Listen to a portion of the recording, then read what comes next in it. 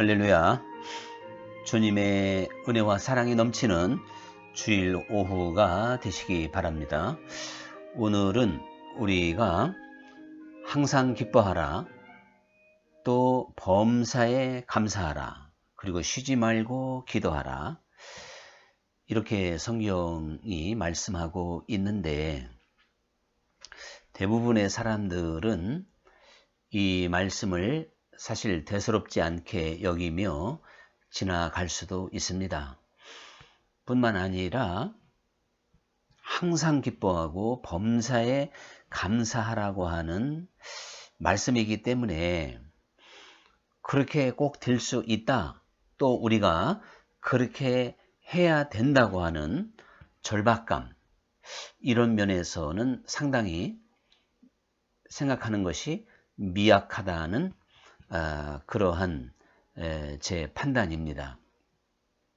그러나 우리가 하나님 나라의 특징과 하나님 나라의 능력, 이 모든 것을 생각해 본다면 말씀 안에서 분명히 결론을 낼 수 있는 것은, 우리는 주 예수님을 믿는 하나님의 자녀들이고 천국 백성이기 때문에 이 세상이 험악하고 험난한 세상이지만 항상 기뻐하고 범사에 감사할 수 있다는 사실입니다.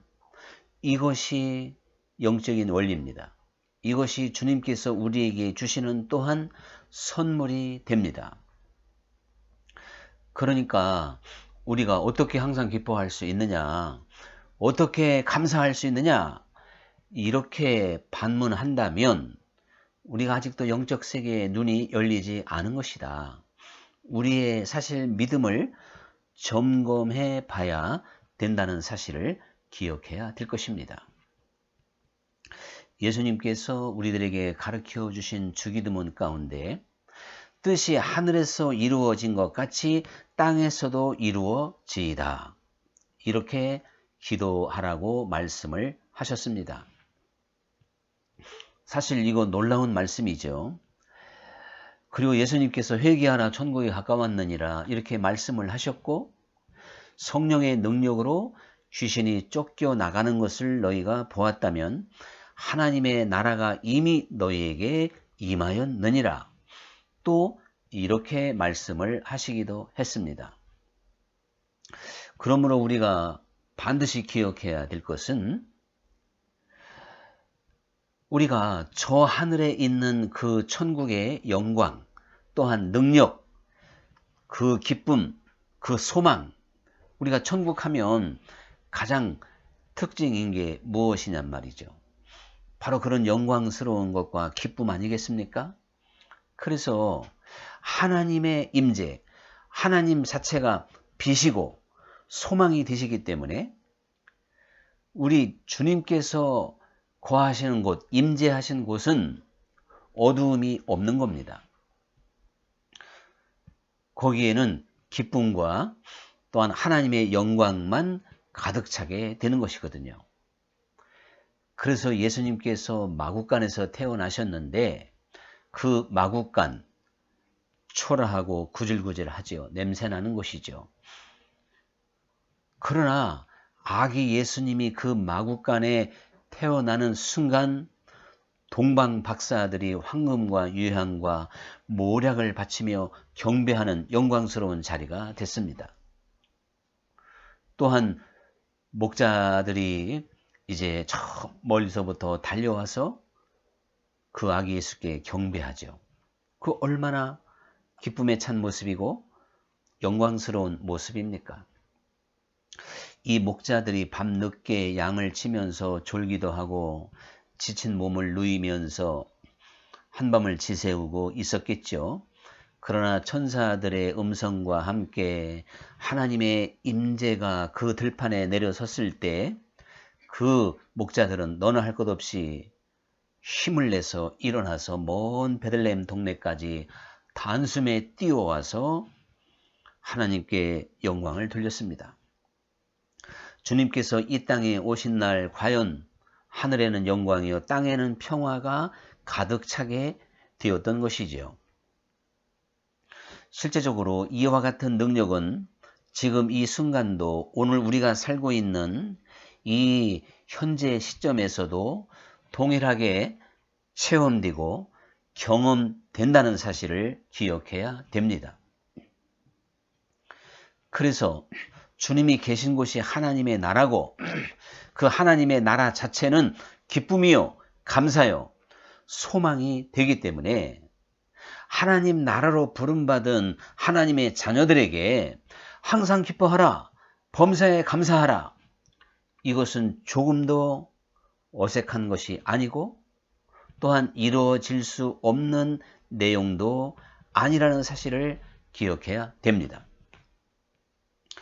우리는 이 세상을 살면서 항상 기뻐하고 범사에 감사해야 됩니다. 이것이 너희를 향하신 하나님의 뜻이라는 것이죠. 이렇게 본다면 여러분이 기뻐하지 못하고 감사하지 못한 것을 대수롭게 생각하며 지금까지 지내왔다 할지라도 다시 한번 생각을 해 본다면 기뻐하지 않는 것은 죄가 되는 것이고 감사하지 않는 것도 하나님 앞에 죄가 된다는 사실을 기억해야 됩니다. 기뻐하지 않고 감사하지 않으면 사실 하나님을 슬프게 하는 것이고 하나님께 절대 영광이 안 되기 때문에 그런 것이죠. 성령을 근심하게 만드는 것입니다. 예수님께서 이 땅에 오셔서 가장 인간적으로 슬픔을 느끼고 비애를 느낄 수 있는 시간이 아마 십자가를 지시기 전날 밤 6월절 만찬을 베풀었던 그 밤이 되겠지요. 유다는 자기의 행할 일을 속히 하기 위하여 예수님의 곁을 떠났고 그 제자들에게 함께 깨워서 기도하자 해도 제자들은 그만 기도에 동참하지 못하고 2번씩이나 깊은 잠에 들었던 것입니다. 주님께서는 그들을 깨우시며 나와 함께 기도하자 이렇게 말씀할 수밖에 없는 그렇게 안타까운 마음이 있었지만 예수님께서 그 마지막 밤 6월절 만찬을 베풀면서 분명히 나의 기쁨을 너희가 알기를 원한다. 주님께서는 아버지가 주시는 기쁨으로 지금 충만하다고 말씀하고 있습니다. 말씀드린 대로 상황적으로 보면 예수님께서 기뻐할 수 있는 이유는 하나도 없는 거예요. 죽음의 그림자가 문 앞에 와 있지요. 제자들은 함께 기도하지 못하고 이제 육신의 피곤함을 이기지 못하고 잠에 들기가 바쁘지요. 가룟 유다는 예수님을 배반하고 떠나서 적들을 데리고 오겠지요. 자, 이러한 상황에서 주님께 인간적으로 생각한다면 무슨 기쁨이 있었겠냔 말이죠. 근데 분명히 그날 밤 우리 주님께서는 기쁨으로 충만하다고 말씀을 하신 겁니다. 그것은 예수님만이 그러신 게 아니고 사실 주님의 임재에 동참하고 주님과 함께 먹고 마시고 그래서 주님과 함께 걸어가는 모든 사람들에게는 언제나 이러한 기쁨과 감사가 동일하게 주어졌던 걸 보게 됩니다. 사도 바울의 일행이 유라굴라라고 하는 광풍을 만나서 약 보름 동안을 풍랑에 참 이렇게 휩싸이게 되는데 그때 모든 사람은 다 소망이 끊어졌다고 그랬습니다. 실제적으로 살 소망이 없는 것이죠. 그런데 바로 주님께서 바울에게 임하셔서 말씀하셨고 함께 하고 계시다고 하는 것을 알려주게 되었을 때 바울의 목소리는 힘이 찼고 그 유라굴라 광풍 속에 두려움에 떨고 있던 모든 사람들에게 희망의 불빛을 던져준 게 사실입니다. 그리고 그들은 바울의 소망적인 목소리를 따라서 움직이게 된 것이죠. 그 폭풍 속에서 그 죽음의 위협 앞에서 두려워하고 떨 수밖에 없는 그들이지만 주님이 함께 하신 자리였기 때문에 희망과 소망이 넘치는 그러한 시간으로 바뀌게 된 겁니다. 자, 이러한 역사는 바울이 감옥에 가서도 마찬가지였고, 바울뿐만 아니라 모든 예수님의 제자들이 매를 맞고 감옥에 갇히고 그래도 당연한 것으로 여기고 기뻐하였더라. 이렇게 말씀하고 있지 않습니까? 그래서 초대교회 역사에 보면 성도들이 모여서 함께 떡을 나누며 기쁨의 잔치를 계속 벌였습니다. 하나님의 나라는 그래서 기쁨의 나라입니다. 여러분, 감사의 나라입니다.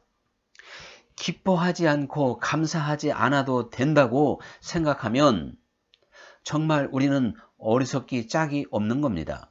하나님의 나라를 전혀 모르기 때문에 그런 생각을 하고 있는 겁니다.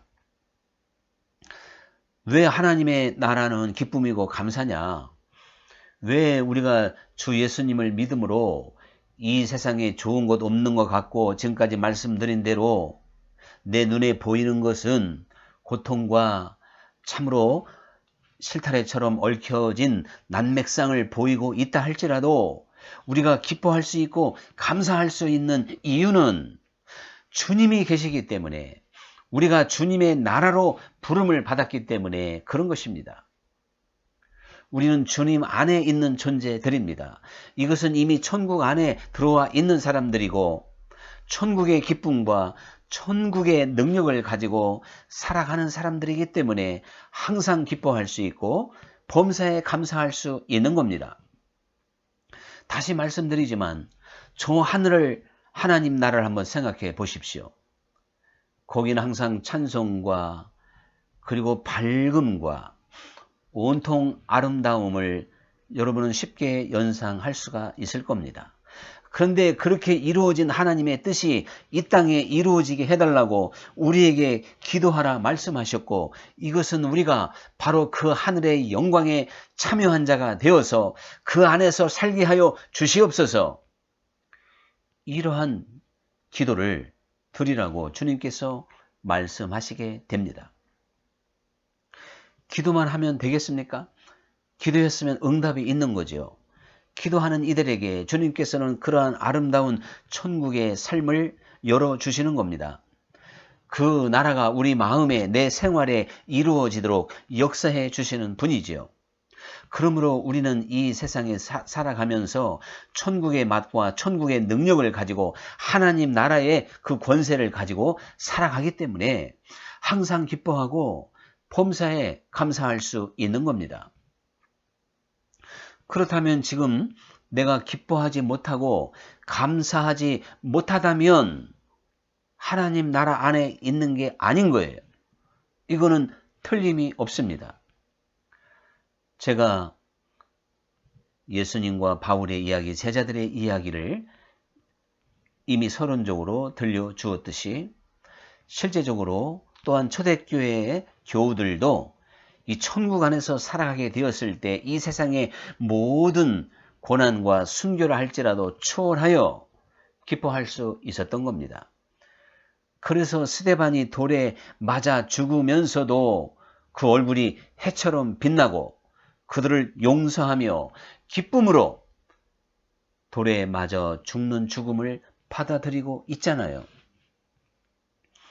우리는 성경의 이야기가 내 삶의 이야기가 될 수 있도록 해야 됩니다.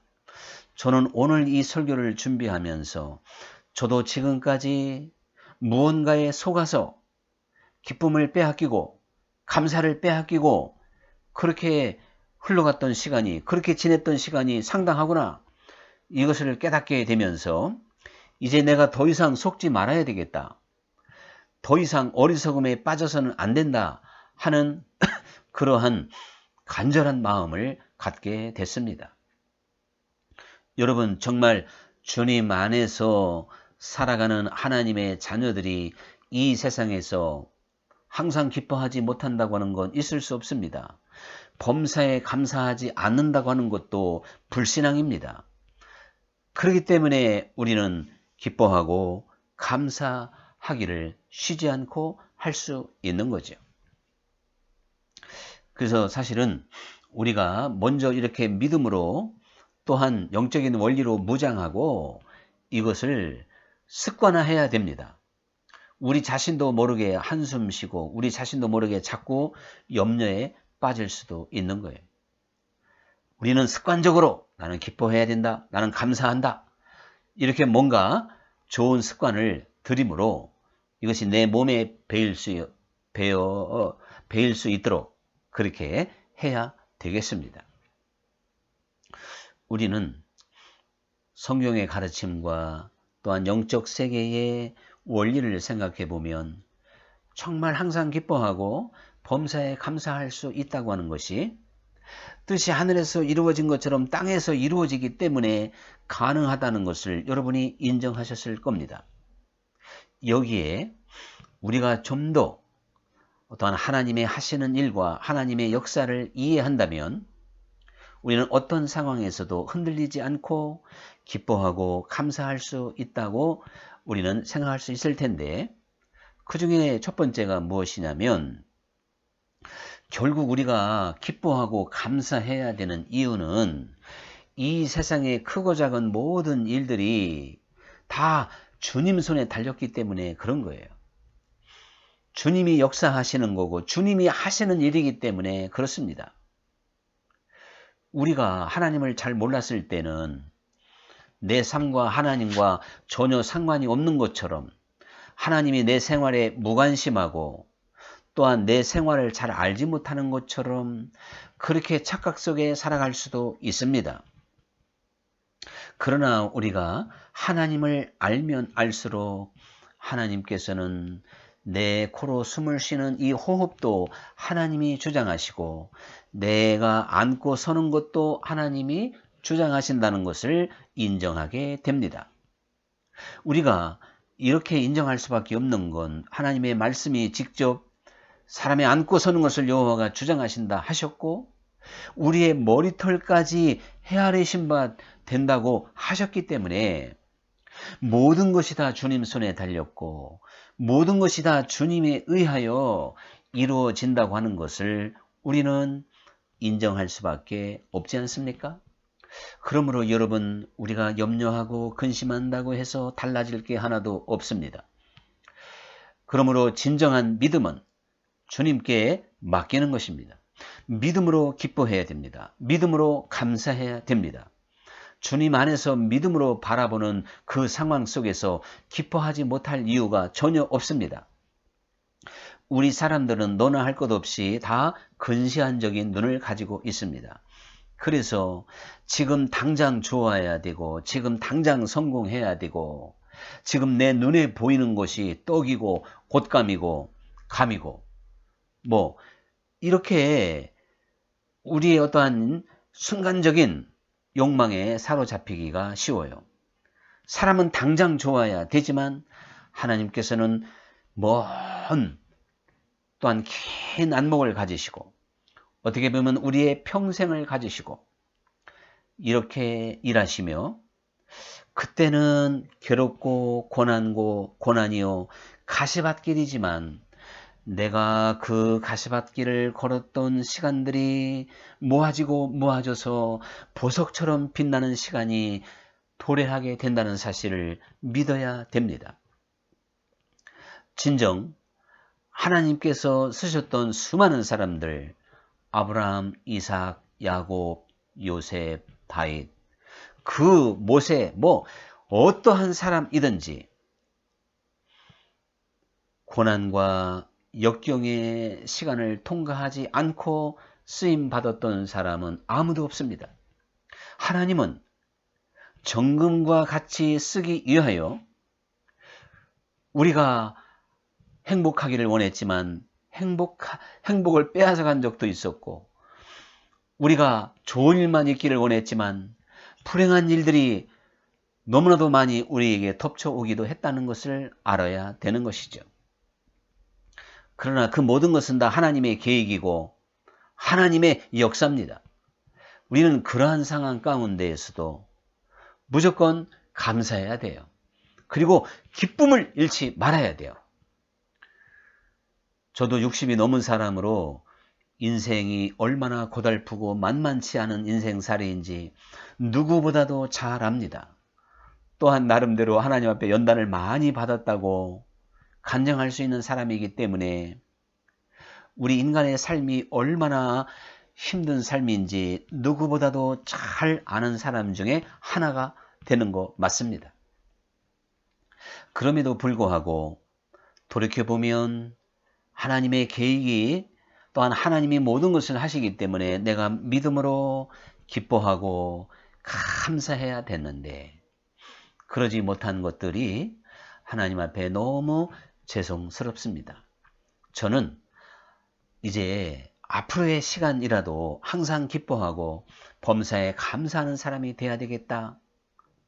그런 큰 깨달음이 있기 때문에 오늘 이와 같은 말씀을 함께 나누고 있는 것입니다. 결국 기뻐하고 감사할 수 있는 것도 믿음을 가진 사람이 할 수 있는 일입니다. 그래서 믿음을 가진 사람이 현재의 모든 문제들을 주님께 과감하게 맡겼기 때문에 기뻐하고 감사할 수가 있는 것이죠. 오늘 우리들의 삶에 어두움이 있어서는 안 됩니다. 슬픔이 있어서는 안 됩니다. 우리가 감사하지 못하는 건 교만한 것이고 월권입니다. 하나님을 무시하는 일입니다.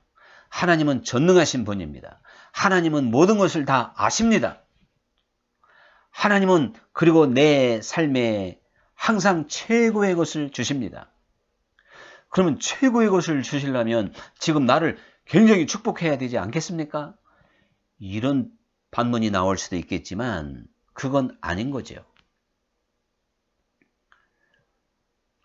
나의 지금 고난이 하나님 보시기에는 최고의 선물이 될 수도 있다는 걸 우리는 너무나도 잘 알고 있습니다. 여러분, 그러므로 우리가 그리스도인답게 항상 기뻐하고 감사하며 살아가야 됩니다. 기쁨과 감사를 잃어버리면 내 마음이 어두워지는 것이고 먹장 구름이 끼는 것이고 하나님과 나와의 교제가 단절되는 겁니다. 어떤 선교사가 이제 하나님 앞에 괴로운 심정으로 기도했습니다.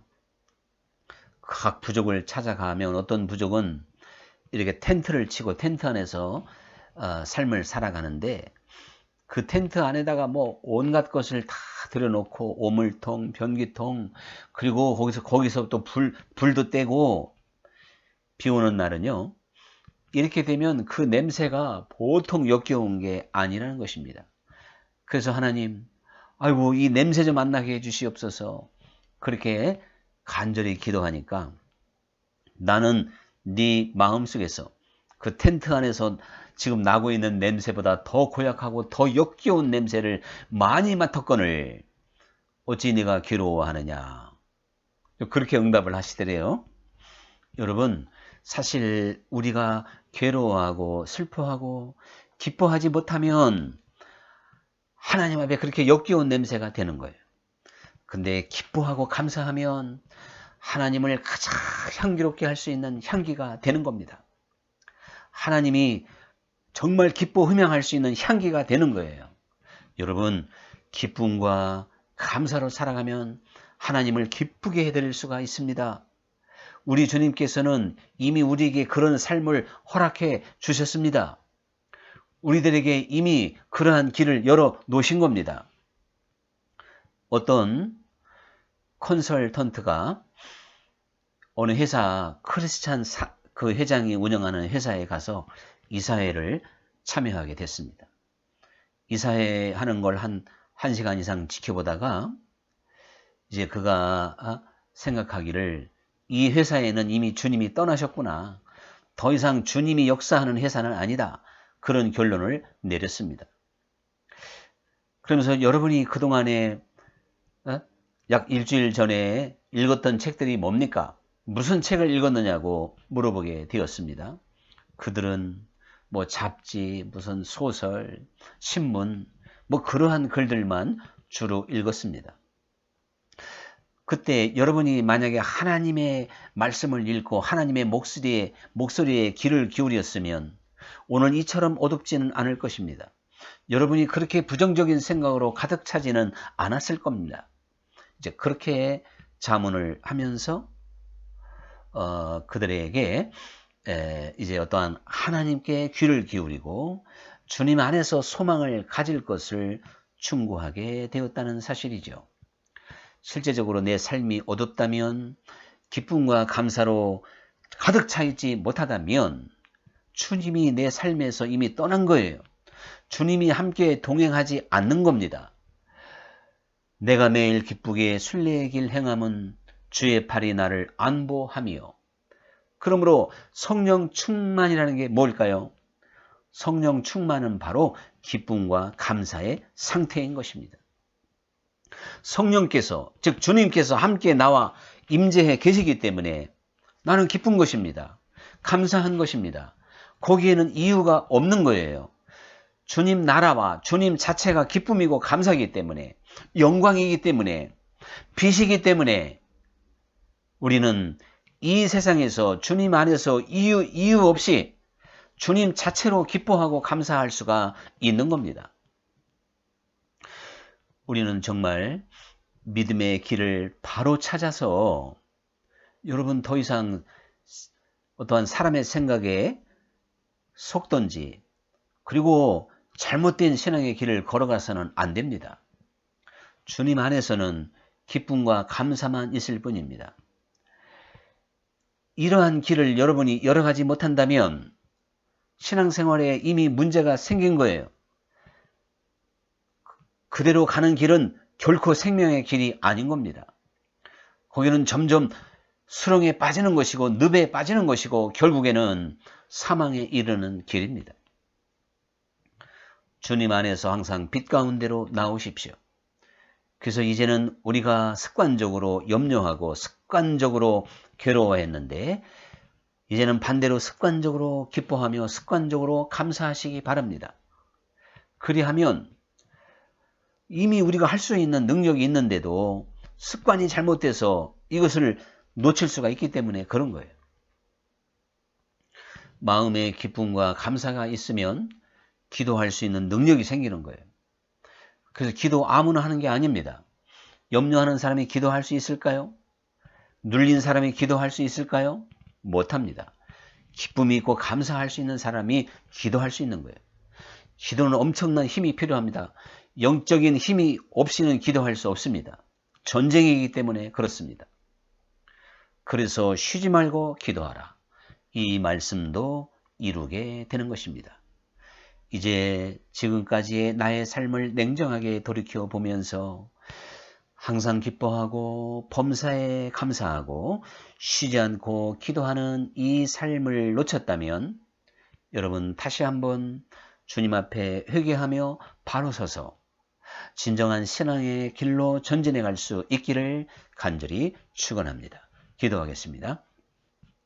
감사하신 아버지 하나님, 우리 주님, 우리를 하나님의 나라로 불렀기 때문에 우리가 주님 안에서 항상 기뻐하고 범사에 감사할 수 있는데 우리가 이 삶을 놓치고도 여전히 한숨과 괴로움과 또한 어둠 가운데 살면서 주님의 뒤를 따라가고 있는 것으로 착각하지 않게 하여 주옵소서. 우리가 큰 영광과 소망 가운데 빛 가운데 기쁨과 감사를 가지고 걸어갈 수 있게 하여 주옵소서. 예수님 이름으로 기도합나이다. 아멘. 할렐루야. 다음 주 오후 4시에 또 뵙겠습니다. 늘 기뻐하고 감사하시기 바랍니다.